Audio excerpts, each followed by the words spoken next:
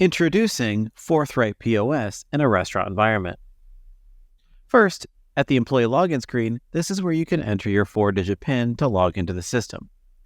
Additionally, you can see the clock in, clock out button on the bottom right that you can use your 4-digit PIN to clock in or out. Lastly, you'll also see in the bottom left of the screen that if you generate QR codes for your employees, you can use those QR codes to log in and log out and clock in and clock out as well. Next, we're introduced to the service area screen.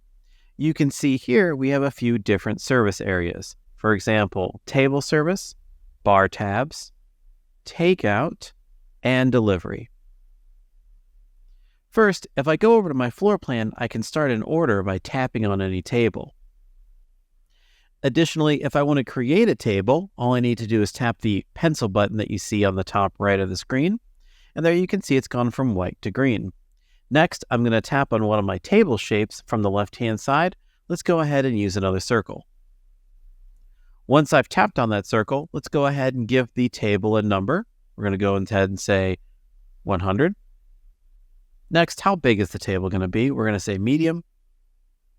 And then lastly, I need to pick a point on the screen that I want to drop the table. So my x-axis is going to be 150, and my y point is going to be 300. We can move that table later. Don't worry about getting it exactly where it needs to be. Now let's hit the save button. There's table 100. Now, like I said, let's go ahead and move that table. To move it, I'm going to perform what's called a long press. It's where I take my finger and I hold it down on that table. As I'm holding it down, you can see that I get a new window, and you can see my last option on the list there says reposition table. Let's go ahead and tap reposition table and move the table to where we would like for it to be. Now, since this is just an example, let's go ahead and get rid of the table because it doesn't quite fit our floor plan. To do that, I'm going to tap that pencil button again and then tap the table. Here you can see I'm back to the table creation menu, and you'll notice on the bottom right the ability to delete the table. I'll tap delete table, and now it's gone. Now, if I want to start an order at some of the other service areas, let's take a look at what that looks like. For instance, in the bar section, you can see I have a few open tabs under a handful of different names. To start a new one, we'll tap the plus button on the bottom right. Now I can name the tab whatever I would like, or I can pull a customer from my customer database by tapping on that yellow button you see there, or I can also pre-auth the order, the bar tab, by tapping the credit card button on the top middle. Next, for takeout, what we can do is we can tap our plus button again on the bottom right to start a takeout order, and here you can see it's going to prompt for a phone number and a name. So if I put in a phone number that already exists, it's going to auto-populate the name. Same's going to work for delivery as well. So for example, when I go to delivery, it's going to prompt for a name, a phone number, and an address. Let's go ahead and put in that same phone number I just put in over in takeout. There you can see I've got a name and an address, and now I can start a delivery order. All right, let's go ahead and jump to the order screen, but before we do, let's go ahead and start that order at a table. Let's say table 50. We're going to say there's going to be 4 guests. Update. Now, this account is set up with something called positioning. This is an optional feature that helps deal with auctioneering at the table, as well as help with splitting the check at the end of the order. I'll go ahead and show you what that looks like. So for example, let's say that everyone at the table is going to split an ahi tuna. First, I'll tap on ahi tuna. And here you can see I've got an option to put it on person 1, 2, 3, or 4. I can also share the item at the table, so I'll tap share. Next, person number 1 is going to get a salad. I'm going to go ahead and ring in a buffalo chicken salad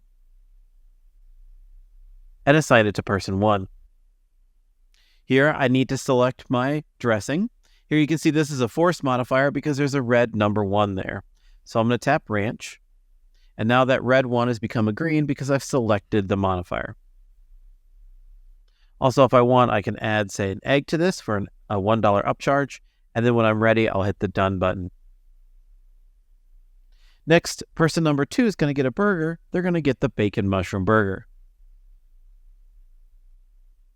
All right. Here you can see I've got my number 1 and it's green, and that's because fries are automatically selected.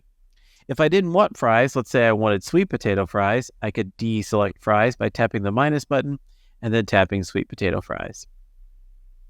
Now, another force modifier is I need to select the temperature of the burger. I'm going to tap medium.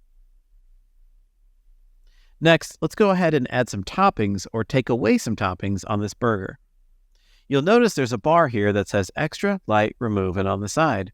This is fully customizable. We call these pre-post mods. This allows for you to add labels to the modifiers that you already have in your group. So for example, with this burger, if I wanted to have extra tomatoes, I can tap extra and then tap tomatoes. Or if it comes with onions, but I don't want a lot of onions, I can tap light and then tap onions. Now let's say I want to remove the mushrooms from the burger. I can tap remove and then tap mushrooms. And lastly, I want to put the mayo on the side in case they put on too much. So I tap on side and then tap mayo. And then hit done. Now, person number 3 is going to get a pizza. Okay, we'll go ahead and grab a pizza here. Here you can see this pizza automatically comes with extra cheese in the whole pizza. Now let's put onions on the first half and mushrooms on the second half. And then hit done. And now you can see that onions are on the first half from the cart screen and mushrooms are on the second half. Now if I realize I made a mistake, I can tap on the item and it brings me back to that modifier screen where I can reselect or deselect any modifiers. Also, if I want to get rid of an item entirely, I can just swipe to the left on the item like so, and then tap the trash can button to delete it. Now for person number 4, let's go ahead and go to entrees. Let's going to say number 4 is going to get the swordfish special.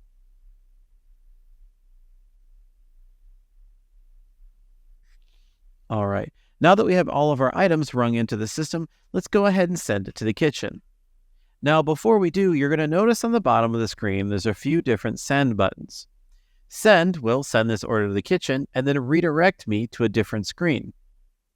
Send stay will send everything to the kitchen, but keep me on the screen. That's helpful in those scenarios when I need to get my order to the kitchen as soon as possible, but I still have drink orders to put in.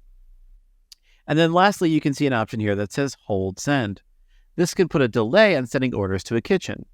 For example, if I was worried the kitchen was going to make both the apps and the entrees at the same time, I might want to put a delay on sending the entrees to the kitchen.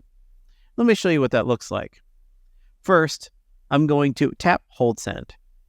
Next, I'm going to tap any items that I want to put a delay on sending to the kitchen.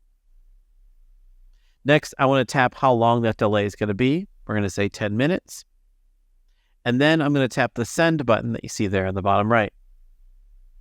Now that I've done that, those items have a hold and they show a time on which the items are going to get sent to the kitchen. Now, with my appetizer being free from the other items, I can tap send stay and it's going to send that item to the kitchen by itself. Also, I can't delete the item anymore. So if I tap on the ahi tuna, it gives me an error saying this item cannot be modified. This is to help prevent theft. All right. Now, let's talk about splitting a check. Now, here you can see we've got items for different persons, 1, 2, 3, and 4, and then there you can see the appetizer's been shared. Let's go ahead and go to our split check screen. To do so, I'm going to tap a button that you see there on the bottom left, right above card, and it looks like it's a yellow button with 2 arrows pointing upwards. I'm going to tap that button, and it takes me to my split check screen. Now, if you remember, we did positioning, which means that makes it very easy to split the check. To do so, you'll notice there's a button on the bottom middle of the screen that says split by position. If I tap that, there you can see the ahi tuna is now shared across all the checks, and then you can see each person's entree is on their own check. Once I'm done with the screen, I can tap the X button on the top left and return to my order screen, ready to cash out each individual check. Now, let's say in this scenario, it's actually a double date. Not everyone's on their own check, so let's go ahead and go back to the split check screen. Now, I want to combine check 1 and 2 and 3 and 4. To do so, I'm going to tap on a check. We're going to say check number 1. There you can see it's now been highlighted. Next, I'm going to tap on any of the items that I want to move. So I'm going to go ahead and tap on both of them. And then I'm going to tap my split check button that you see there in the top left. And I'm going to split it to check number 2. Now you can see check 1 and 2 have been combined, and now we only have 3 checks. Now let's do that with check 2 and 3. Tap the check, tap the items I want to move, and then hit my split check button. And go ahead and move it with check number 3.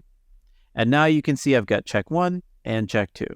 So when I hit the X button on the top left and I go back to my cart screen, you can see I only have 1 and 2 check. Lastly, let's say someone's going to pay for the entire order. What I can do instead, we'll go ahead and go back to my split check screen. And there in the bottom middle of the screen, there's a button there that says Merge. I tap Merge, and it brings all of the items together under one check. Lastly, let's go ahead and cash out this transaction. To do so, I'm going to tap the Pay button you see there in the bottom right. Now, I could use one of the quick buttons that you see there in the bottom left, the Cash and Card buttons, but those are my quick buttons. So for example, if I tap that Cash button you see in the bottom left with a total of $120.09, it's not going to prompt for how much cash is being handed over, and so therefore it won't show any change due. So instead, I'm going to use the Pay screen, and here the person's going to hand me $150. There you can see $150's been tendered, and now I'm going to tap the Cash button. Are you sure you want to pay $150 by cash? Yes, I do. All right. Now you can see my change due is going to be $29.91. And lastly, I can print the merchant copy receipt, the customer copy receipt. I can text the receipt, and I can email the receipt. Otherwise, I'll hit no thanks. All right. And that is using Forthright POS in a restaurant environment.